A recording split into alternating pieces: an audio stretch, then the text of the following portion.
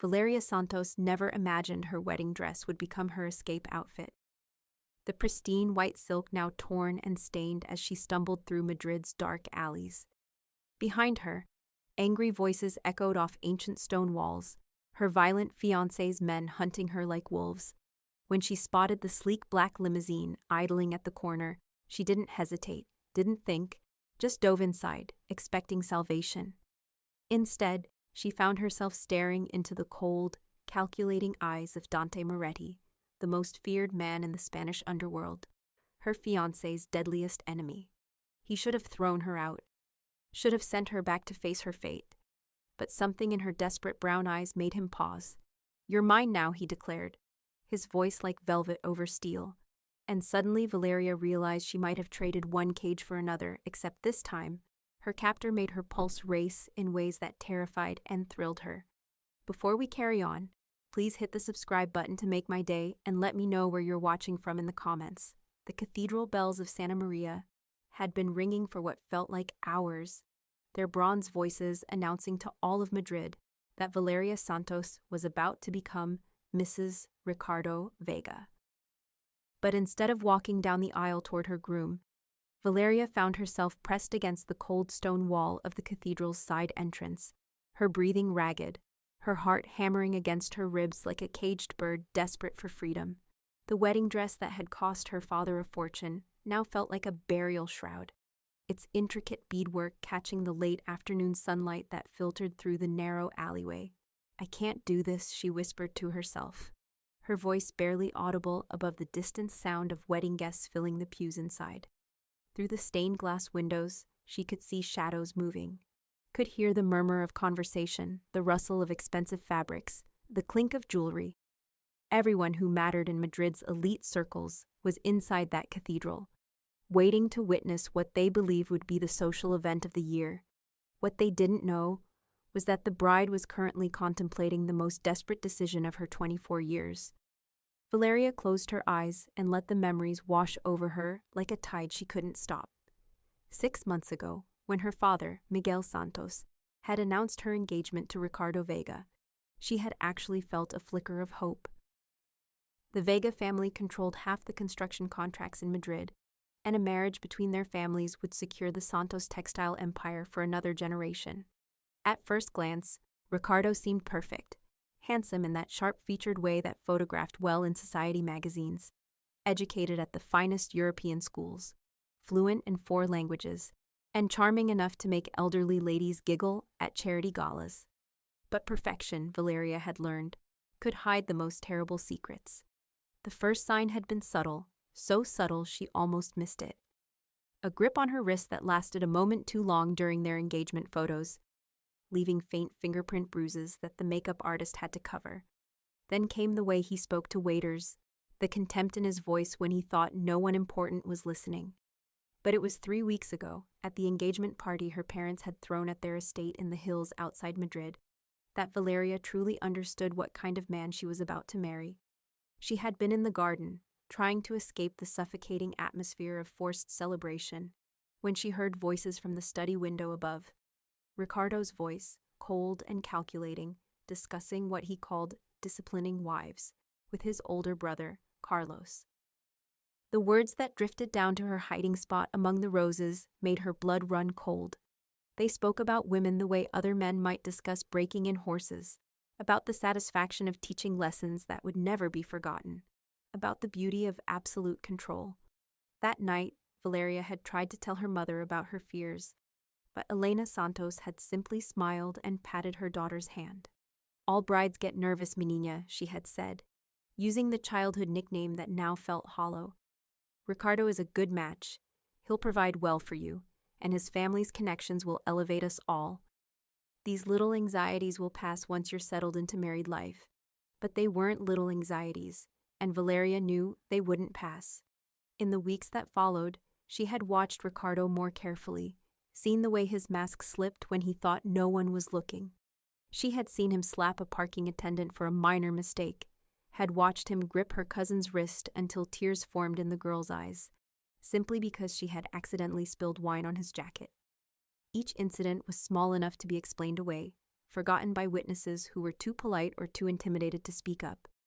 But together they painted a picture that filled Valeria with dread. Now, standing in this alleyway in her wedding dress, she could hear her father's voice echoing from inside the cathedral, probably wondering where his daughter had disappeared to. Miguel Santos was a good man, but he was also a practical one. And he had built his textile empire by making smart alliances and keeping his word. To him, this marriage was simply another business arrangement, another step in securing the family's future. He would never understand that his daughter was about to sacrifice her safety, perhaps her life, for the good of the family name. The sound of footsteps in the alleyway made Valeria's heart skip. She pressed herself further against the wall, hoping the shadows would hide her elaborate dress, but her luck had run out. Francisco Mendez, Ricardo's cousin and closest friend, appeared at the mouth of the alley, his black hair slicked back, his expression a mixture of concern and annoyance. "There you are," Francisco said, his voice carrying that same underlying threat that seemed to run in Ricardo's circle. "Everyone's looking for you. The ceremony should have started 15 minutes ago." "I need more time," Valeria said, hating the way her voice shook. "Just a few more minutes to collect myself." Francisco's smile was cold. The guests are getting restless, and Ricardo is starting to ask questions. You know how he gets when things don't go according to plan. The way he said it, with that casual cruelty, told Valeria everything she needed to know about how much Francisco knew of Ricardo's true nature. "I'm not ready," she said, lifting her chin with a courage she didn't feel. "Tell them I need more time. I'm afraid that's not an option." Francisco stepped closer, and Valeria could smell his expensive cologne mixed with something sharper, something that made her think of violence and fear. "Ricardo specifically asked me to make sure you didn't get cold feet. He's very much looking forward to tonight."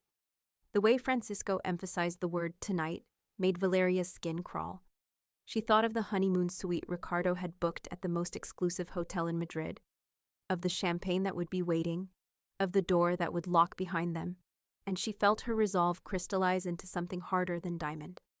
"Tell Ricardo he can wait a little longer," she said, gathering her skirts in her hands. Francisco reached for her arm. "I don't think you understand. This isn't a request." But Valeria was already moving. The wedding dress was heavy and cumbersome, but desperation gave her speed. She dodged Francisco's grasping fingers and ran toward the street, her heeled shoes clicking against the cobblestones, her veil streaming behind her like a banner of rebellion. Behind her, she heard Francisco curse and knew he would be calling for backup. Knew that within minutes, the entire Vega family network would be mobilized to find the runaway bride. The streets of Madrid blurred past as Valeria ran, her lungs burning, her feet already developing blisters from the expensive shoes that had never been designed for running. She could hear shouts behind her, could see people on the sidewalks stopping to stare at the woman in the wedding dress, fleeing through the city like something out of a fairy tale gone wrong. She ducked down side streets, through narrow passages between buildings, anywhere that might hide her from pursuing eyes. Her elaborate updo was coming undone, dark curls escaping to frame her face, and she could feel the careful makeup her stylist had spent hours perfecting beginning to smudge with sweat and tears of desperation. As she rounded a corner into a wider street, Valeria realized she was in one of Madrid's more expensive districts, where luxury cars lined the curbs and doormen in pristine uniforms stood guard over glass and steel towers. The sun was beginning to set, painting the sky in shades of amber and rose, and she knew that soon the cover of daylight would be gone, leaving her exposed and vulnerable in the darkness. That's when she saw it, the sleek black limousine idling at the curb about 50 meters ahead.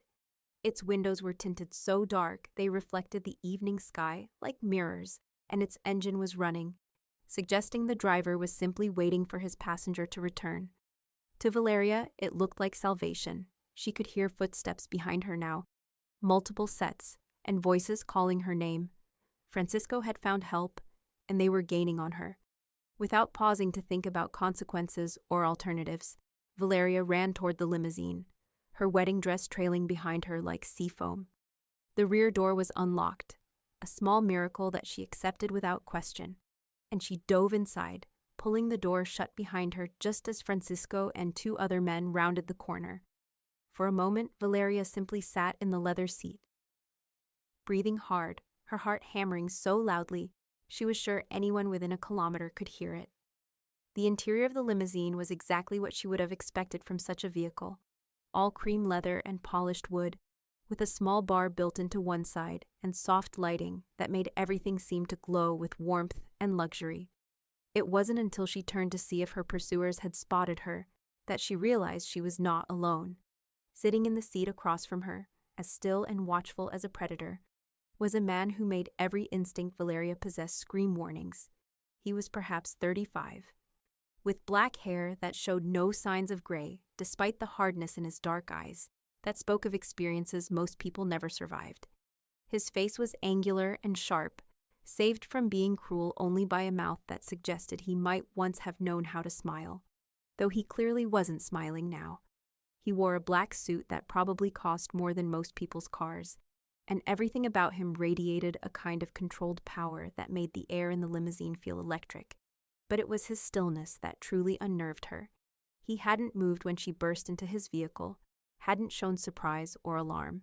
He simply sat there, studying her with the patient intensity of someone accustomed to having all the time in the world to make decisions that would affect other people's lives. "I'm sorry," Valeria said, her voice coming out as barely more than a whisper. "I didn't realize. I thought the car was empty. I'll go." She reached for the door handle, but his voice stopped her cold. "I wouldn't do that if I were you," he said, and his voice was like aged whiskey, smooth and dark with an undercurrent that suggested it could burn if you weren't careful. "Your friends outside seem quite eager to renew their acquaintance." Valeria glanced out the window and felt her stomach drop. Francisco and his companions were standing on the sidewalk not 20 meters away, scanning the street with the systematic thoroughness of men who knew how to hunt. One of them was speaking rapidly into a cell phone, probably calling for even more help. "They're not my friends," she said, turning back to face the stranger who held her immediate future in his hands. "No," he agreed, tilting his head slightly as he continued to study her. "I don't imagine they are. The question is, what exactly are you running from that requires you to flee through Madrid in a wedding dress?" There was something about the way he asked it, without judgment or mockery, that made Valeria feel like she could trust him with the truth. Or perhaps it was simply that she had reached the point where she had nothing left to lose. "My wedding," she said, "to a man who I believe will hurt me." The stranger's expression didn't change, but something shifted in the atmosphere of the limousine. Something that made the leather seats seem suddenly warmer, the soft lighting more protective. "Hurt you how?" he asked.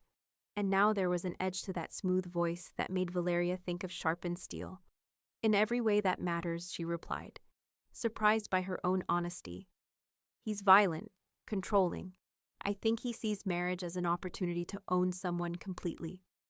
The stranger was quiet for a long moment, his dark eyes never leaving her face. When he finally spoke, his voice was thoughtful. "And you decided that fleeing in a wedding dress through the streets of Madrid was preferable to discovering whether your suspicions were correct." "I know how it sounds," Valeria said, feeling defensive heat rise in her cheeks.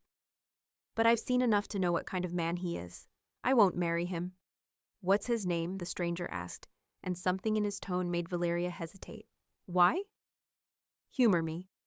Valeria studied his face, trying to read the expression in those dark eyes, but found nothing that gave her insight into his thoughts. "Ricardo Vega," she said finally. The change in the stranger was subtle but unmistakable.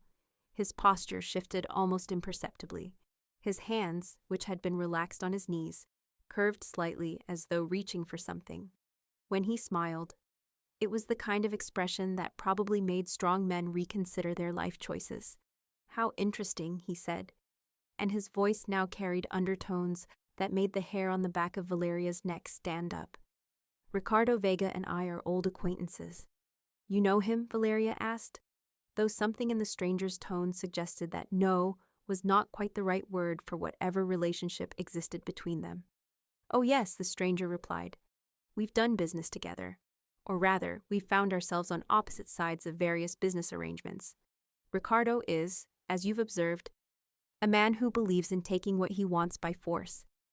The way he said it made Valeria realize that she had stumbled into something much more complicated than a simple case of mistaken identity. The stranger wasn't just someone who happened to know Ricardo. There was history there, and probably not the pleasant kind. "I should go," she said again, reaching for the door handle. "To where?" the stranger asked reasonably. "Those men are still out there, and by now Ricardo probably has half of Madrid looking for his missing bride." "Do you have somewhere to go? Someone who would hide you from the Vega family?" Valeria's hand stilled on the door handle. The truth was that she didn't.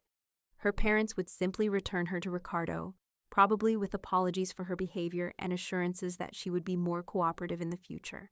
Her few close friends were all connected to the same social circles that revolved around families like the Vegas, and none of them would risk their own positions to help her. She had some money in her personal account, but not enough to disappear completely, and she had no experience with the kind of life that would require. "I'll figure something out," she said. But even she could hear the uncertainty in her voice.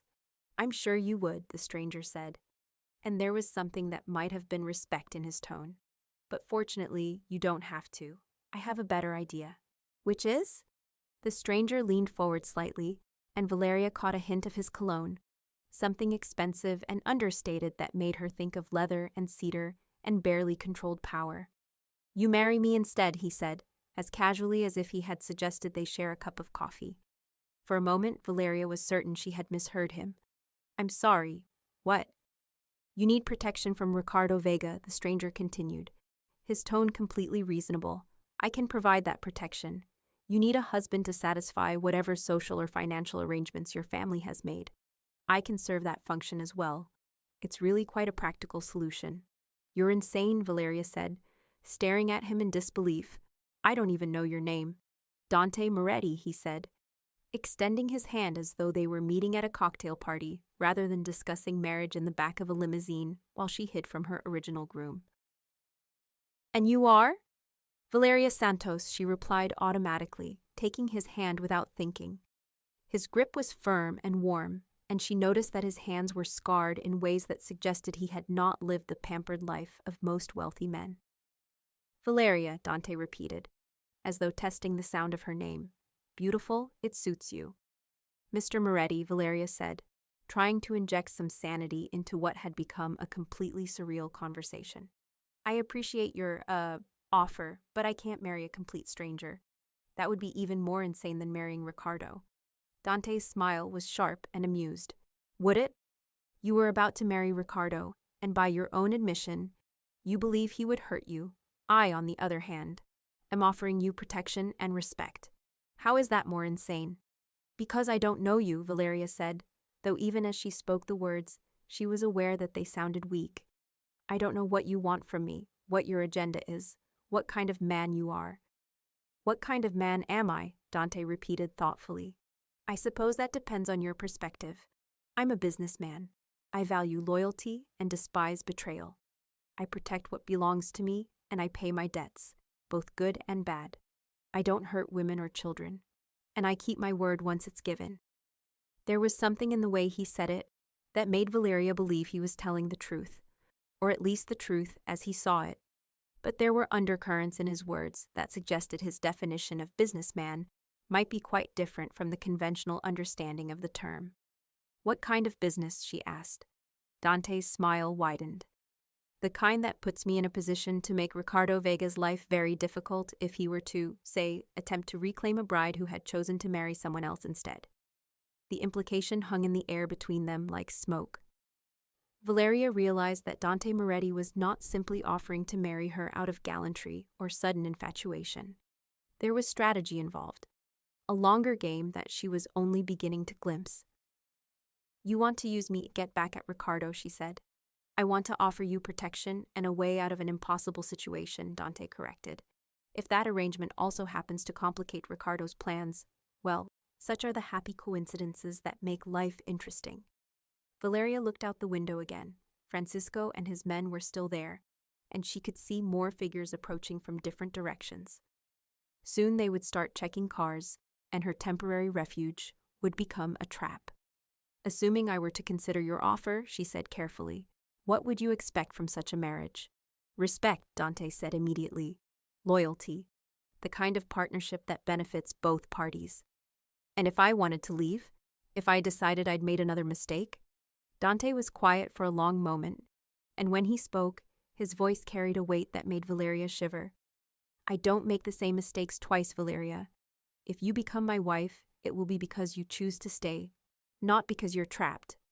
There was something in his tone that suggested this was important to him, that the distinction between choice and coercion mattered in ways that went beyond mere semantics. I need time to think, Valeria said. Unfortunately, time is the one thing we don't have much of, Dante replied, nodding toward the window where Francisco was now directing his men to begin a systematic search of the parked cars. Valeria watched the men approaching and felt the walls of her options closing in around her.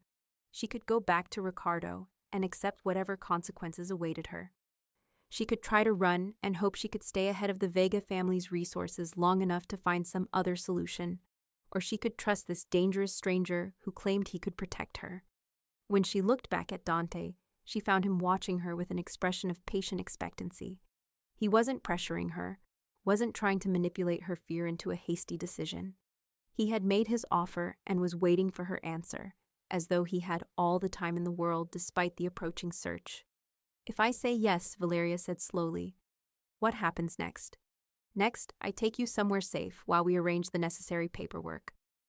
Then we have a small private ceremony, nothing like the spectacle you fled today. After that, we begin the process of building something that works for both of us. And Ricardo? Dante's smile was cold and sharp. Ricardo will learn that some prizes are not worth the cost of claiming them. The sound of car doors slamming made them both look toward the window. Francisco's men were now systematically checking vehicles, and they were only 3 cars away from the limousine. Valeria, Dante said quietly, his voice cutting through her racing thoughts like a blade through silk. I need an answer. She looked at him, really looked at him, trying to see past the expensive suit and the dangerous smile to the man underneath. What she saw was someone who had made hard choices and lived with the consequences. Someone who understood that life was not a fairy tale where love conquered all, but rather a series of strategic decisions that determined whether you survived with your soul intact. Yes, she said, the word escaping her lips before her rational mind could stop it. Yes, I'll marry you. The change in Dante was immediate and electric. The patient waiting disappeared, replaced by swift, decisive action. He pressed a button on the armrest, and immediately the divider between the passenger compartment and the driver's seat lowered. Alejandro, Dante said to the driver, a man with silver hair and scars on his hands that matched his employer's. We have a change of plans. Take us to the safe house in Salamanca. Si, jefe, Alejandro replied, and the limousine began to move just as Francisco's men reached the car directly behind them. As they pulled away from the curb, Valeria caught a glimpse of Francisco's face through the rear window. He was staring directly at the limousine, his expression a mixture of suspicion and frustration. But the tinted windows had hidden her from his view. For the moment at least, she was safe.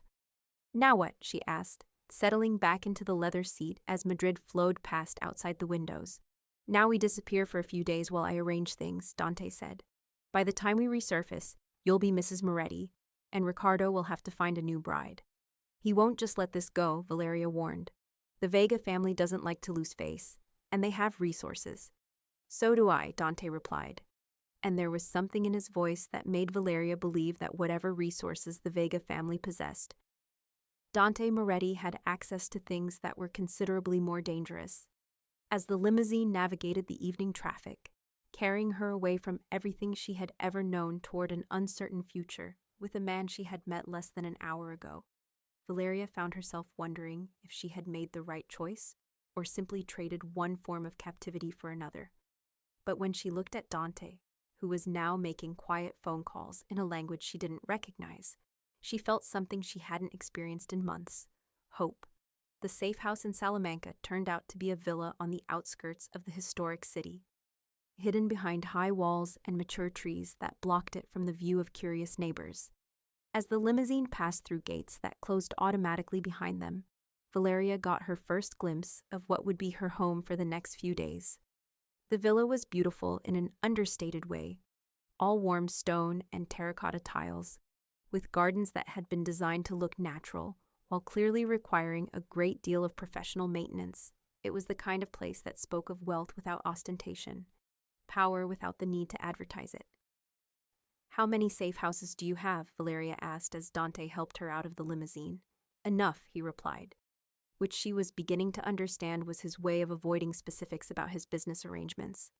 The interior of the villa was as elegant as its exterior suggested, decorated with antiques and artwork that spoke of both excellent taste and considerable resources. But what struck Valeria most was how lived in it felt, as though this wasn't just a safe house, but a place where Dante actually spent time. "Are you hungry?" Dante asked, leading her through a hallway lined with bookshelves toward what appeared to be the main living area. "Carmen prepared dinner before we arrived." "Carmen? The housekeeper. She's been with my family for 20 years. Dante paused at the entrance to a sitting room that managed to be both comfortable and elegant. "She'll also be discreet about your presence here." Valeria realized that Dante had been planning this, or at least planning for some variation of this, long before she had stumbled into his limousine. The safe house had been prepared, the staff alerted, the arrangements made. Whatever game he was playing with Ricardo Vega, her appearance had simply provided him with a new piece to move across the board. "You were already planning something," she said, settling into a chair by the fireplace, where someone had laid a small fire against the evening chill. "I'm always planning something," Dante replied, moving to a sideboard where crystal decanters reflected the firelight. "Would you like wine? Something stronger?" "Wine," Valeria said, though what she really wanted was something that would help her make sense of the last few hours. "What were you planning? Before I appeared. I mean." Dante poured 2 glasses of red wine from a bottle that probably cost more than most people's monthly salary, and handed her one before settling into the chair across from her. "Ricardo has been expanding his operations in ways that affect my business interests," he said carefully. "I was considering various responses to that expansion. And now? Now I have a much more elegant solution." Dante raised his glass in a small toast. "To unexpected opportunities." Valeria sipped the wine, which was extraordinary, and studied Dante's face in the firelight. He was handsome, she realized, though it was a hard kind of handsomeness, sharpened by experience and tempered by whatever he had seen and done in his 30-something years. There were small lines around his eyes that suggested he smiled more than his current serious expression indicated, and his hands, despite their scars, moved with an artist's precision. "Tell me about your family," she said, surprising herself with the request. Something shifted in Dante's expression, a softening that made him seem younger and more approachable. "My father built what we have now from nothing," he said. "He came to Spain from Italy with $20 and a willingness to work harder than anyone else. He taught me that loyalty is everything, that your word is your bond, and that some things are worth fighting for even when the odds are against you." "Is he still alive?" "No. He died 5 years ago. Heart attack." Dante stared into the fire for a moment. "He would have liked you, I think.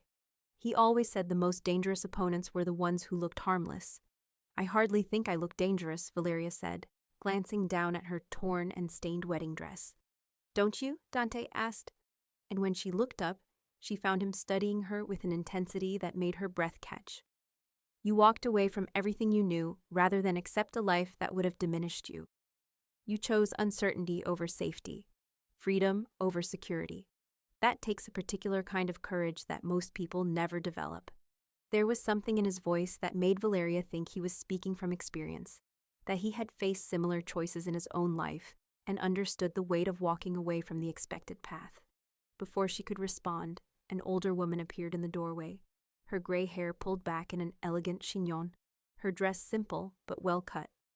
She surveyed the scene with the kind of calm competence that suggested she had seen many strange situations in her years of service. "Dinner is ready when you are," she said to Dante, then turned to Valeria with a smile that was both warm and assessing. "I've prepared the blue bedroom for La Señora, and I took the liberty of having some clothes brought over from the shops in town. I hope the sizes are correct." Valeria looked down at her ruined wedding dress and felt a flush of embarrassment. "That's very kind of you, but you didn't need to go to such trouble." "No trouble at all," Carmen replied. "A lady needs proper clothes, and that dress, beautiful as it is, has seen better days." After Carmen had gone, Dante and Valeria shared a dinner of perfectly prepared seafood and vegetables that spoke of the same attention to detail that characterized everything else about the villa.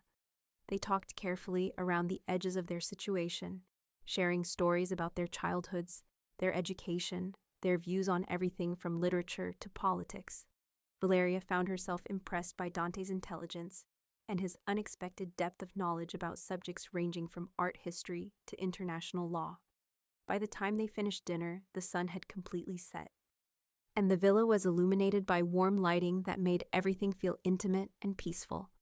Valeria realized that she felt more relaxed than she had in weeks, despite the completely surreal nature of her circumstances. "I should probably get some rest," she said, as they returned to the sitting room. "It's been a rather eventful day." "Of course," Dante replied, setting down his wine glass. "Carmen will show you to your room. If you need anything during the night, my room is just down the hall." There was nothing suggestive in the way he said it, just a practical acknowledgement that she was in an unfamiliar place and might need assistance. But something in his tone made Valeria aware of him as a man, rather than simply as her unlikely rescuer, and she felt a flutter of something that was not entirely comfortable. "Dante," she said, as he moved toward the door, "why are you doing this? Really?" He paused, his hand on the doorframe, and for a moment she thought he wouldn't answer. "Because," he said finally, his voice quiet, "everyone deserves the chance to choose their own life, even if the choices aren't perfect." After he had gone, Valeria sat by the dying fire for a long time, thinking about the day's events and trying to understand how she had gone from bride-to-be to fugitive to engaged to a stranger in the space of a few hours. When she finally made her way to the blue bedroom Carmen had prepared for her, she found not only the promised clothes, but also toiletries, fresh flowers, and a small selection of books on the nightstand. The clothes Carmen had selected were beautiful and expensive, clearly chosen by someone with excellent taste and an understanding of quality. There were casual dresses for daytime, elegant outfits for evening, and even sleepwear that was both practical and attractive. Everything fit perfectly, which suggested that Carmen's assessment had been both quick and accurate.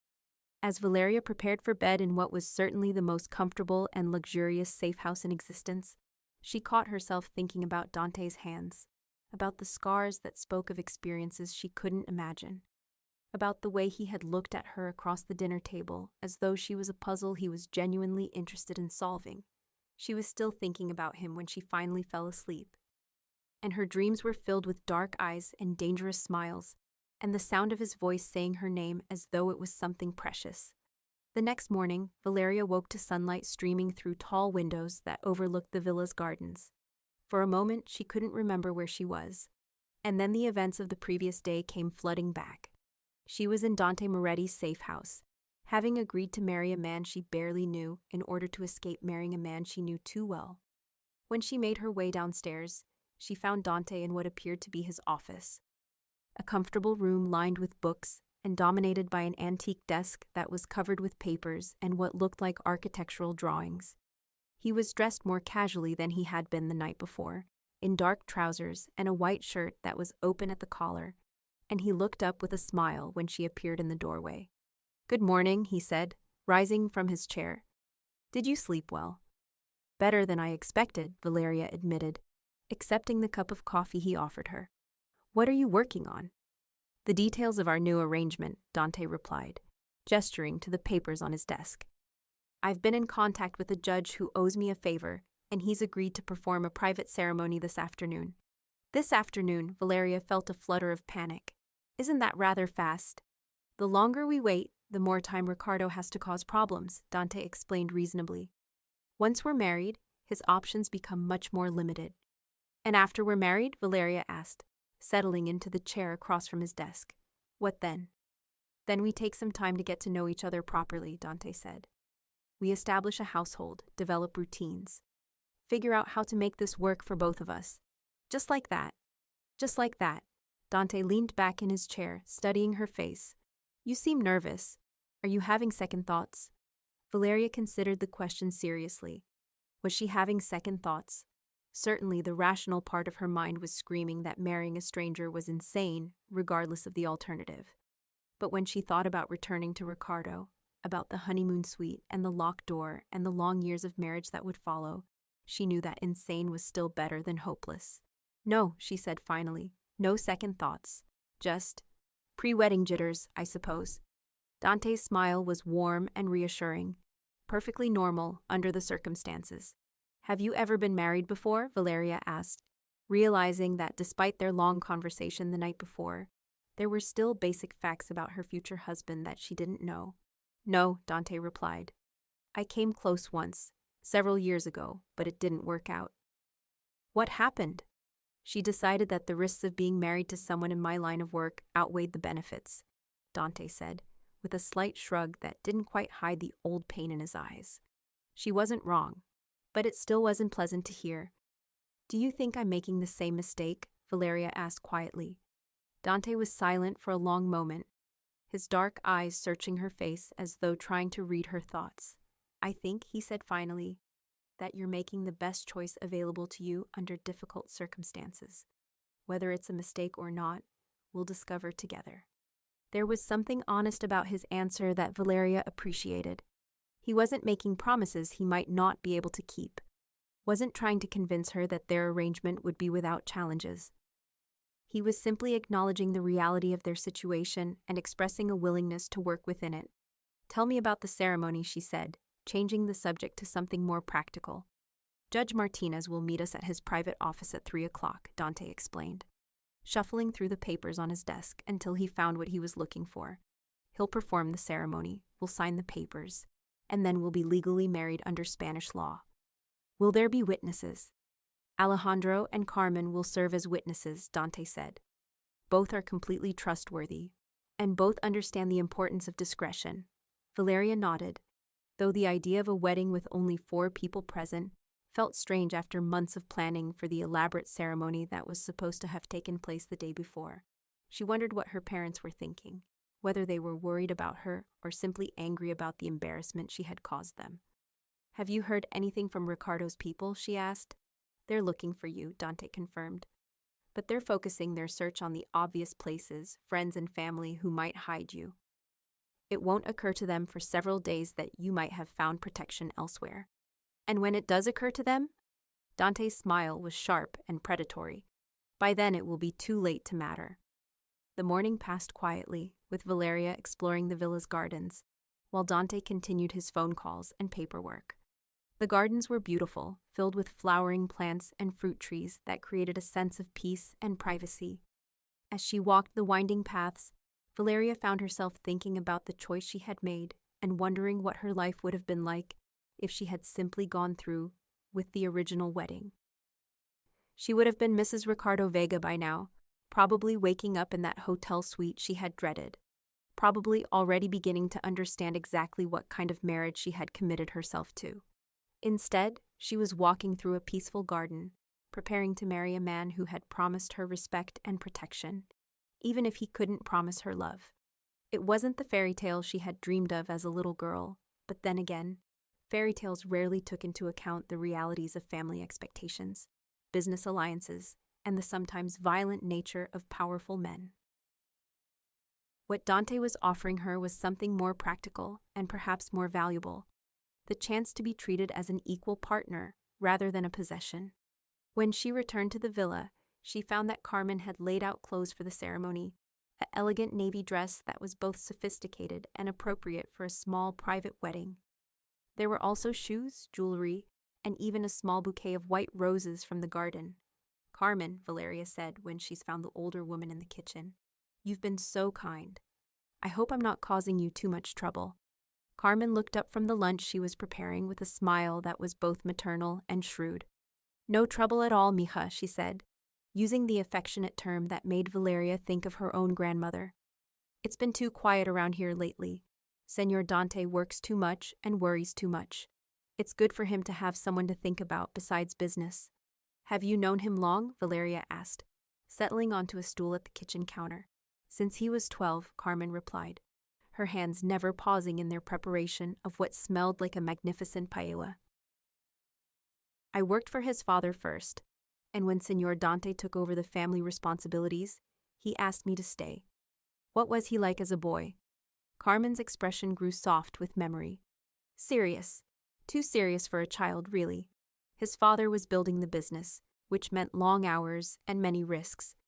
Dante learned early that actions have consequences, and that some mistakes can't be undone. Did he have a normal childhood? Normal. Carmen considered the question while seasoning the rice. He went to good schools, had tutors for languages and music, learned to ride horses and sail boats. But he also learned to watch for danger, to read people's true intentions, to make hard decisions quickly. Whether that's normal depends on what kind of life you're preparing a child for.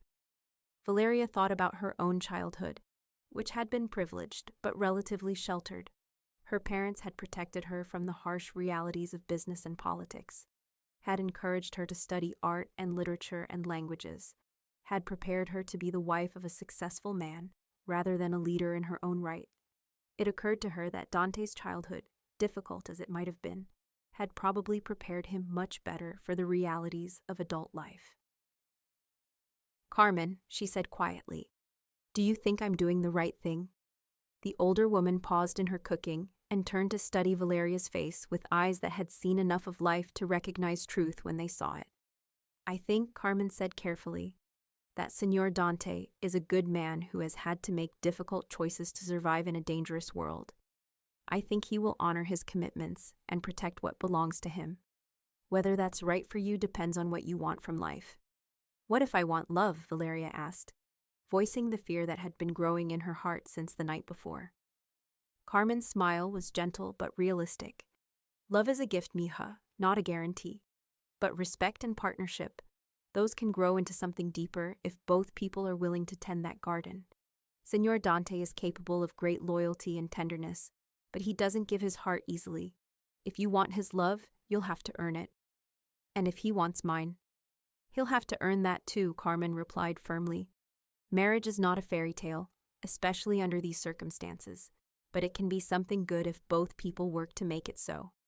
At 2:30, Dante appeared in the kitchen wearing a dark suit that made him look both elegant and dangerous.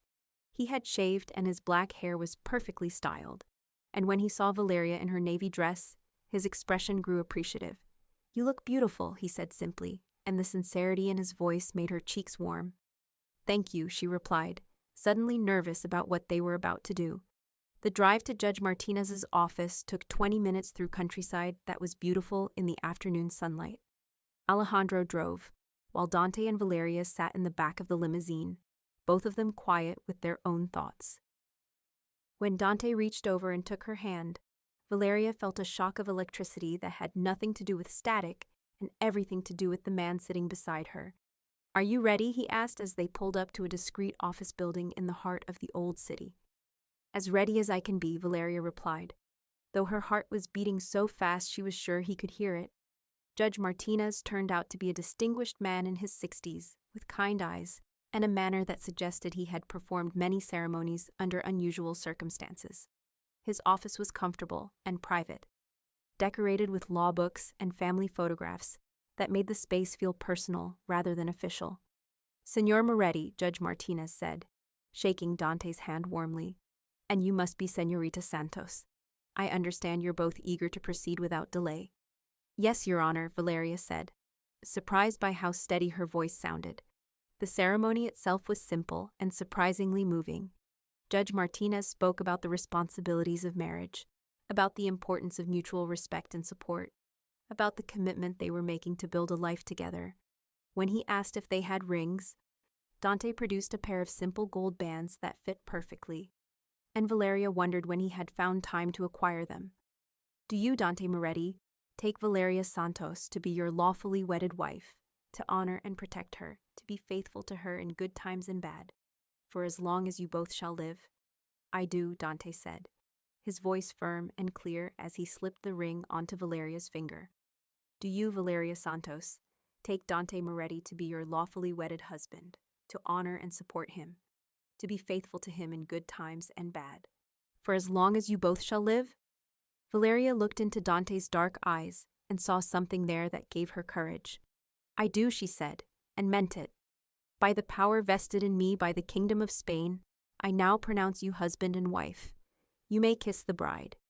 Dante's hands were gentle as he cupped her face, and when his lips touched hers, Valeria felt the world shift around her. It was supposed to be a simple ceremonial kiss, but there was nothing simple about the way her body responded to his touch, about the way her heart began to race, about the way she found herself leaning into him as though she belonged there. When they finally broke apart, Judge Martinez was smiling, Carmen was wiping away tears, and Alejandro was nodding his approval. Valeria felt dazed and exhilarated and terrified all at once. "Congratulations, Senor and Senora Moretti," Judge Martinez said, handing them the marriage certificate. "I wish you both great happiness." As they left the judge's office, Valeria caught sight of her reflection in a shop window and hardly recognized herself. She looked like a woman who had just gotten married, glowing and happy and slightly stunned. The navy dress that had seemed so practical now looked elegant and celebratory, and the simple gold band on her finger caught the afternoon sunlight like a promise. "How do you feel?" Dante asked as they settled back into the limousine. "Married," Valeria said, which made him laugh, a warm sound that she realized she wanted to hear more often. "We should celebrate," he said. "Carmen has prepared a special dinner, and I have champagne that's been waiting for the right occasion."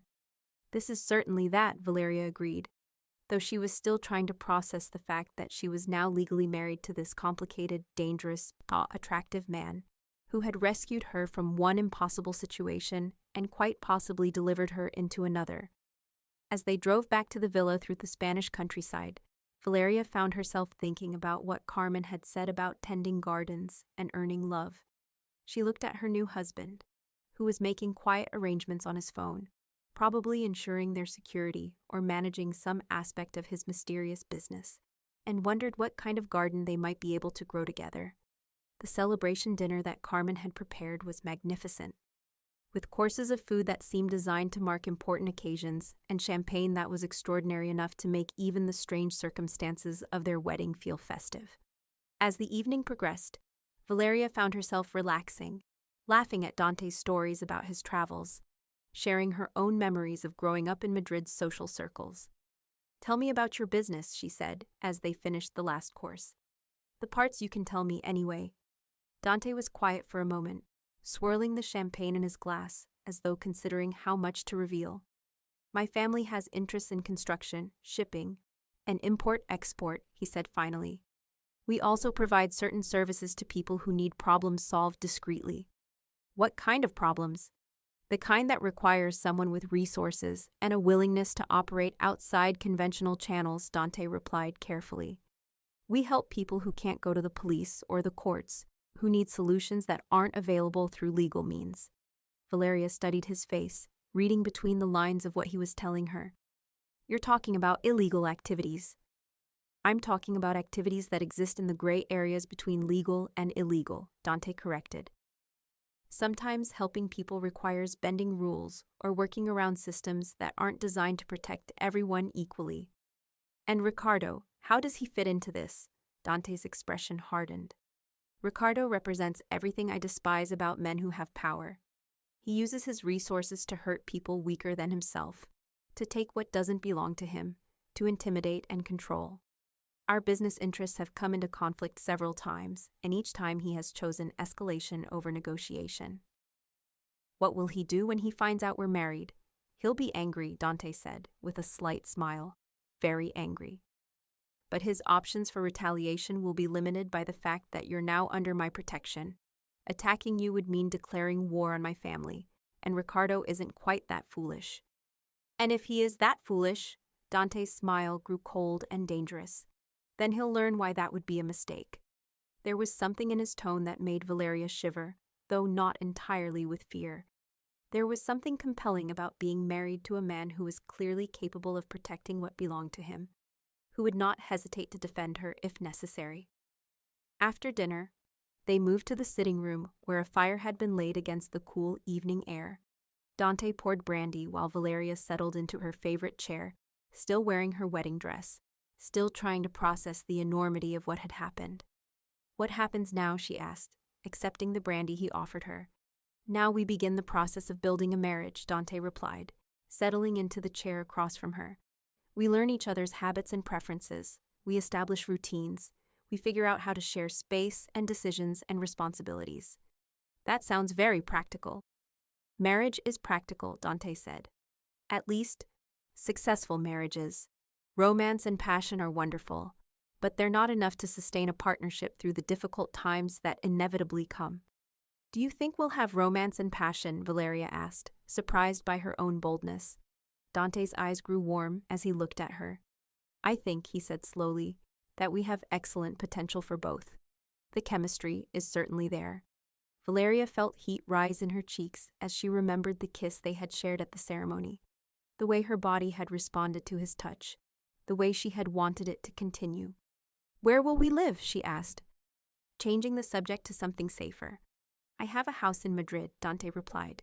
It's private and secure, and it's been prepared for your arrival. We'll go there tomorrow. Will I be able to see my family? When it's safe to do so, Dante promised. Once Ricardo has had time to accept the situation, we'll arrange a meeting with your parents. They'll need time to adjust to the change in circumstances, but I'm confident they'll come to see the advantages of this arrangement. Valeria thought about her parents, about how they would react to the news that their daughter had married a stranger instead of the man they had chosen for her. She imagined her mother's shock, her father's anger, and felt a pang of guilt for the pain she was about to cause them. They'll be hurt, she said quietly. They'll be relieved that you're safe, Dante replied firmly. Once they understand what kind of man Ricardo really is, they'll be grateful that you escaped him. Will they understand what kind of man you are? Dante was quiet for a long moment, staring into the fire as though considering his answer carefully. They'll understand that I'm a man who keeps his word and protects his family, he said finally. Whether they approve of my methods is less important than whether they trust me to take care of you. And will you take care of me? Dante turned to look at her, and the intensity in his dark eyes made her breath catch. With my life, he said simply, and she believed him. Later that night, as Valeria prepared for bed in the blue room that had become hers, she found herself thinking about the vows they had spoken that afternoon.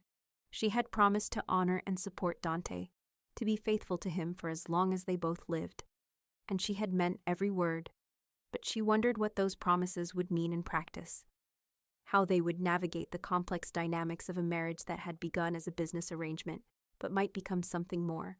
When she finally fell asleep, she dreamed of dark eyes and dangerous smiles, of strong hands and gentle touches, of a future that was uncertain but no longer frightening. The next morning brought gray skies and the promise of rain, a fitting backdrop for their return to Madrid and the life that awaited them there. As Valeria packed the clothes Carmen had provided for her, she reflected on how much her life had changed in just 2 days. She was no longer Valeria Santos, the dutiful daughter preparing for an arranged marriage. She was Valeria Moretti, the wife of one of Madrid's most powerful men, stepping into a world she didn't fully understand but was determined to master.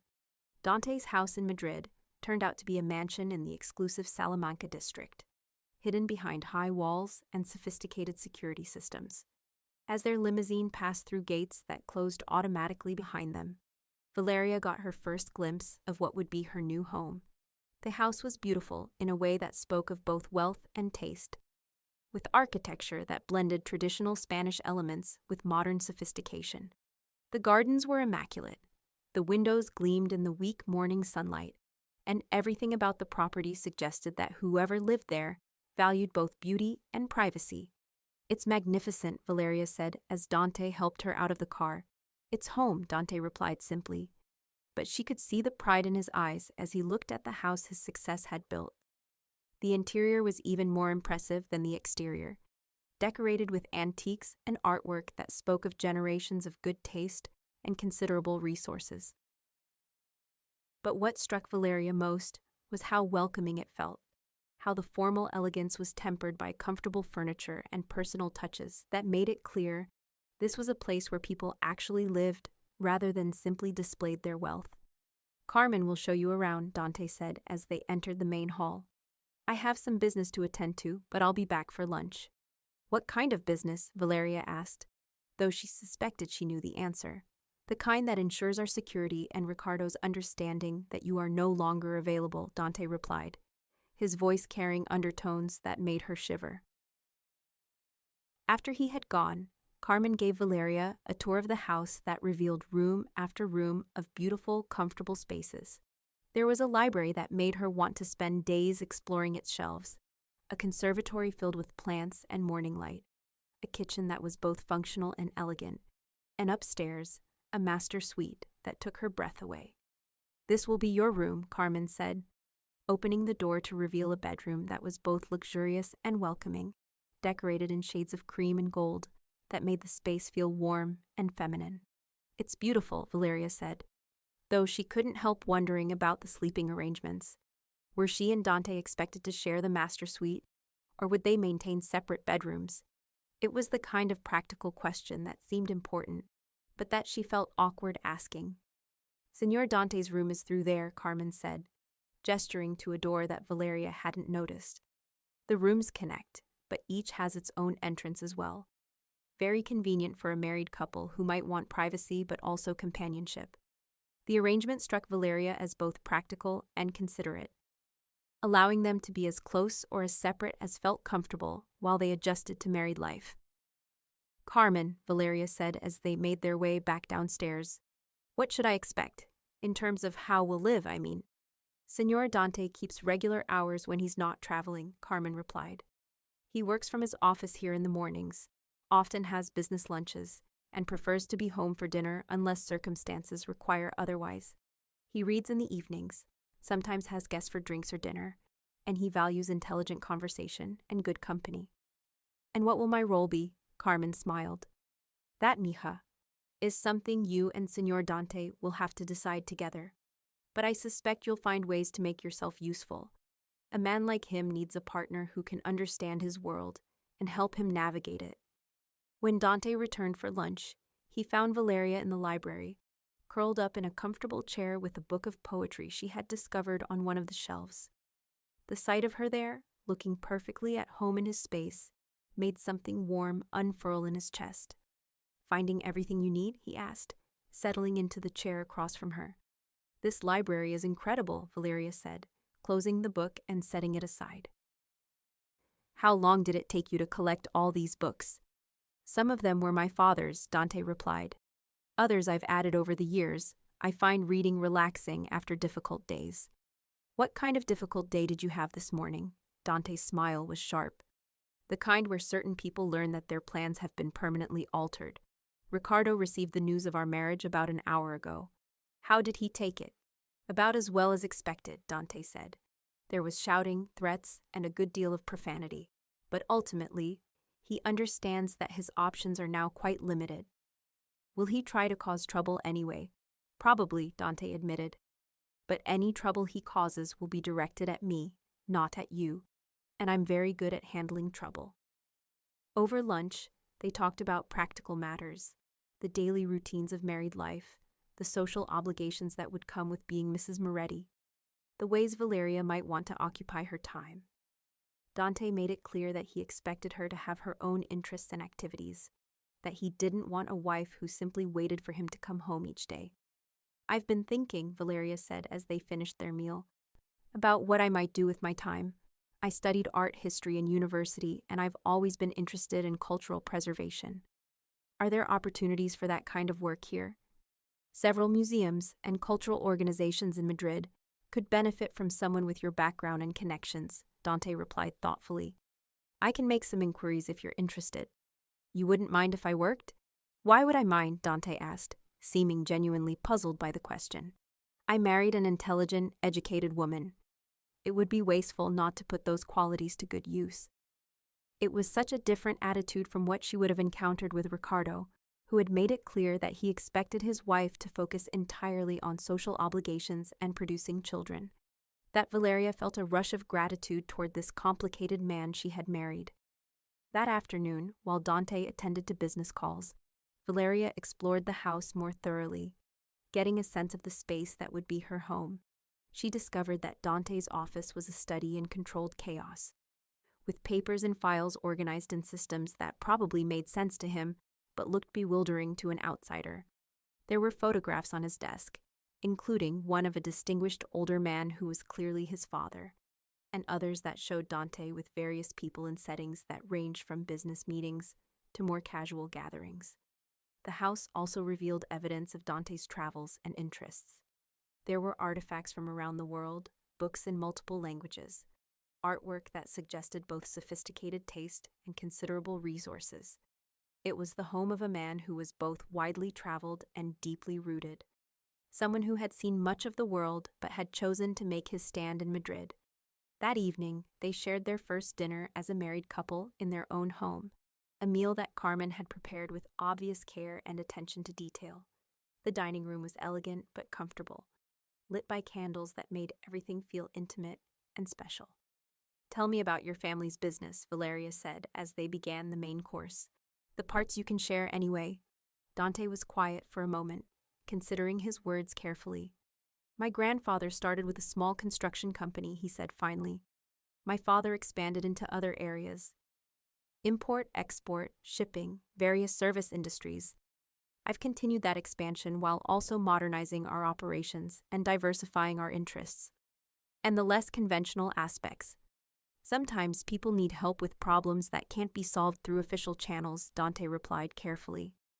"We provide consultation and assistance for complex situations that require discretion and specialized knowledge." Valeria read between the lines, understanding that Dante's family business operated in the gray areas between legal and illegal, providing services for people who couldn't or wouldn't go through conventional means to solve their problems. "Is it dangerous?" she asked. "Sometimes," Dante admitted, "but we're very good at managing risk, and we choose our clients and projects carefully." "What about Ricardo? Is he involved in similar activities?" Dante's expression hardened. "Ricardo uses his legitimate businesses as a front for activities that are considerably less legitimate: drug trafficking, illegal gambling, extortion. He's also careless about civilian casualties and collateral damage, which makes him dangerous to everyone around him, including his family, especially his family," Dante said grimly. "Men like Ricardo don't make distinctions between enemies and inconveniences. If you had married him, you would have been at risk not just from his personal violence, but from the violence his business activities attract." The thought made Valeria shudder, and she realized again how fortunate she had been to escape that fate. "Dante," she said quietly, "I want you to know that I'm grateful for what you've done. I know this arrangement benefits you as well. But you didn't have to help me." Dante reached across the table and took her hand, his thumb tracing gentle circles on her palm. "I told you yesterday that everyone deserves the chance to choose their own life," he said. "I meant that. No one should be forced into a situation that will harm them, especially not to satisfy other people's ambitions. Even if helping me means making an enemy of Ricardo?" Dante's smile was cold and predatory. "Ricardo was already my enemy. You simply gave me a much more satisfying way to deal with him." After dinner, they retired to the sitting room where Dante poured brandy and built a fire against the evening chill. Valeria found herself studying his profile as he worked, noting the strong line of his jaw, the way his dark hair caught the firelight, the easy competence with which he moved. When he turned and caught her watching him, she felt heat rise in her cheeks. "What are you thinking about?" he asked, settling into the chair beside hers rather than across from her. "I'm thinking that this is the strangest situation I've ever been in," Valeria replied honestly. 3 days ago, I thought I knew exactly what my future would look like. Now I'm married to a man I barely know, living in a house I'd never seen, contemplating a life I never imagined. Do you regret it?" Valeria considered the question seriously, thinking about the fear she had felt in that alley behind the cathedral, the desperation that had driven her to flee in her wedding dress, the relief she had felt when Dante offered her protection. "No," she said finally, "I don't regret it. I'm frightened sometimes and confused often, but I don't regret choosing this over the alternative." "What frightens you?" Dante asked, his voice gentle. "The unknown," Valeria admitted. "Not knowing what's expected of me, not understanding your world, not being sure how to be a good wife to someone whose life is so different from anything I've experienced." Dante was quiet for a moment, then reached over and took her hand. "Valeria," he said seriously, "I don't expect you to transform yourself into someone different.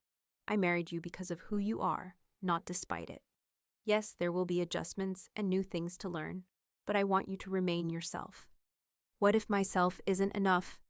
It will be, Dante said, with such confidence that she almost believed him. You're stronger and more resourceful than you realize. You'll adapt, and we'll figure out the rest together. As the fire burned low and the evening grew late, they talked about their hopes for their marriage, the kind of partnership they wanted to build, the ways they might support each other through whatever challenges lay ahead. It was the kind of conversation Valeria had never imagined having with Ricardo, who had been more interested in discussing wedding details and honeymoon plans than in exploring the deeper questions of married life. When they finally said goodnight and went to their respective rooms, Valeria found herself lying awake, thinking about the man sleeping just beyond the connecting door. She could hear him moving around, could imagine him preparing for bed, and she felt a flutter of awareness that had nothing to do with fear and everything to do with the growing attraction she felt for her unexpected husband. In the days that followed, they began to establish the routines of married life. Dante worked from his office in the mornings, while Valeria explored the city, visited museums, and began to reconnect with friends who could be trusted with news of her change in circumstances. They shared lunch when Dante's schedule permitted, and they always had dinner together unless business required otherwise. Gradually, Valeria began to understand the rhythms of Dante's work and the demands it placed on his time and attention. There were phone calls at odd hours, meetings that couldn't be scheduled in advance, and occasional trips that required him to be away for several days. But he was always considerate about keeping her informed of his plans, and he made an effort to include her in the social aspects of his business when appropriate. It was at one of these business dinners, held at their home for a group of Dante's associates and their wives, that Valeria first glimpsed the extent of her husband's influence and the respect he commanded. The men who came to dinner were clearly successful and powerful in their own right, but they deferred to Dante's judgment and sought his advice on matters ranging from business strategy to personal problems. The wives were an interesting group as well, women who had clearly learned to navigate the complex social dynamics that came with being married to men whose business activities required discretion and flexibility. They welcomed Valeria warmly, but with the kind of careful assessment that suggested they understood the importance of loyalty and trustworthiness. "You're very fortunate," one of the women, Isabella Martinez, told Valeria as they sat in the garden after dinner while their husbands discussed business inside. "Dante is one of the few men in this world who truly values intelligence in a wife." "How long have you known him?" Valeria asked. "About 10 years, Isabella replied. "Since my husband began working with the Moretti family, Dante has always been different from the others, more thoughtful, more strategic.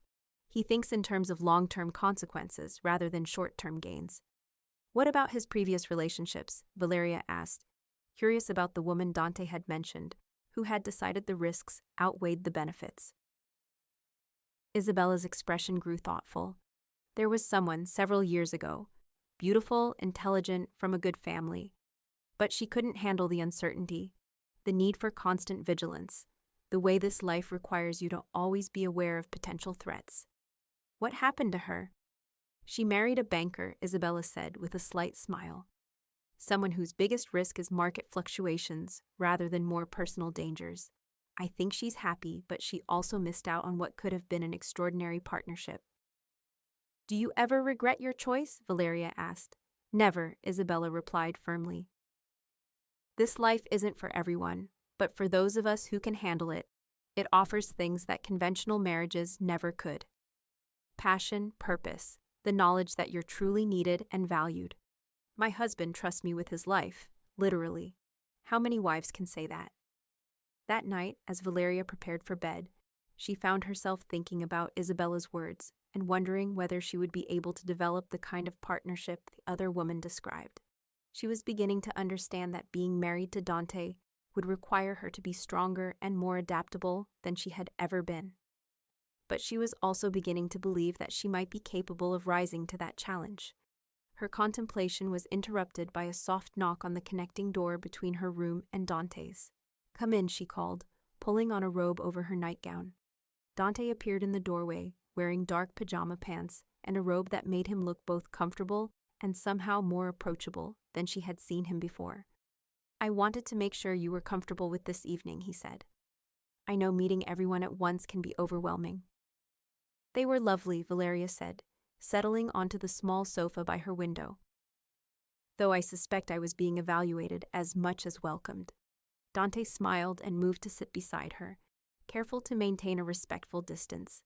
You were, he admitted, but the evaluation was positive. Isabella told me that you handled yourself beautifully, and coming from her, that's high praise. She told me about your previous relationship, Valeria said carefully. Did she? Dante's expression grew thoughtful. What did she tell you? That the woman couldn't handle the uncertainty and the risks. That she chose safety over what might have been an extraordinary partnership. Dante was quiet for a long moment, staring out the window at the garden where security lights created pools of illumination in the darkness.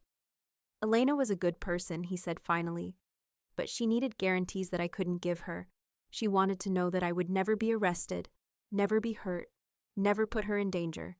Those aren't promises anyone in my position can honestly make. Do you miss her? I miss the idea of her, Dante replied honestly. The possibility of what we might have built together. But I don't miss the constant tension, the feeling that I was always disappointing her simply by being who I am. And what are you hoping for with me? Dante turned to look at her, and the intensity in his dark eyes made her breath catch. I'm hoping for a partner, he said simply. Someone who can understand my world without being consumed by fear of it. Someone who can stand beside me rather than behind me. That's a lot of responsibility. Yes, Dante agreed, but I think you're capable of handling it. What makes you so confident? Dante reached over and took her hand, his thumb tracing gentle circles on her palm the way he had at dinner. Because you walked away from everything you knew, rather than accept a life that would have diminished you, he said. Because you chose uncertainty over safety, freedom over security. That takes courage, Valeria. And courage is the foundation of everything else. The warmth in his voice, the sincerity in his eyes, made something shift inside Valeria's chest. For the first time since fleeing that cathedral, she felt truly safe, not just physically, but emotionally. This man who terrified powerful enemies was offering her something she had never expected to find: genuine partnership and respect. Dante, she said quietly, her heart racing as she made a decision that felt both terrifying and inevitable. I think I'm falling in love with you.